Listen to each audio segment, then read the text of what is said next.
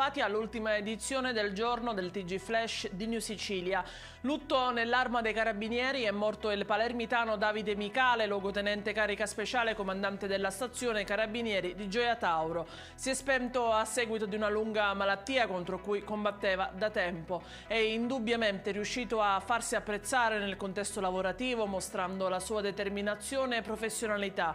Ha sempre rappresentato un punto di riferimento per tutti ed è anche per questo che la sua scomparsa appare più difficile che mai da accettare. I funerali si sono tenuti oggi in provincia di Reggio Calabria.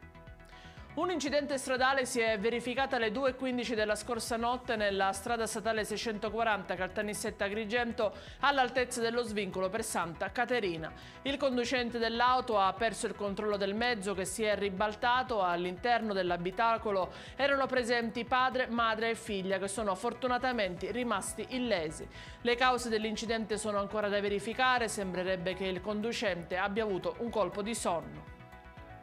La Corte d'Appello di Caltanissetta ha accolto la richiesta di una donna nissena che ha chiesto di rigettare il reclamo del marito che voleva ottenere la revoca o quantomeno la riduzione dell'assegno di mantenimento in favore del figlio di 23 anni. La richiesta dell'uomo di porre fine al sostegno economico nei confronti del figlio è stata formulata alla luce della maggiore età del beneficiario e della sua percezione dei redditi da lavoro. L'aiuto economico da parte del padre è pari a 110 euro.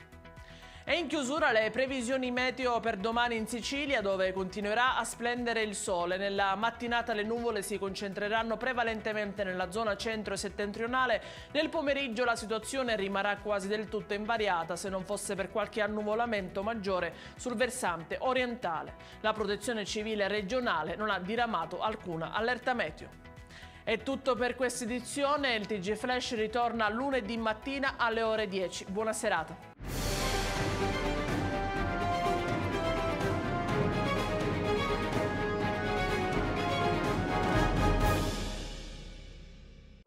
Natale ad Acireale. Dall'8 dicembre all'8 gennaio nel centro storico mercatini, circuito dei presepi d'arte, la casa di Babbo Natale, la pista di pattinaggio sul ghiaccio, concerti musicali nelle chiese, laboratori, il trenino turistico natalizio, oltre a tante iniziative di solidarietà.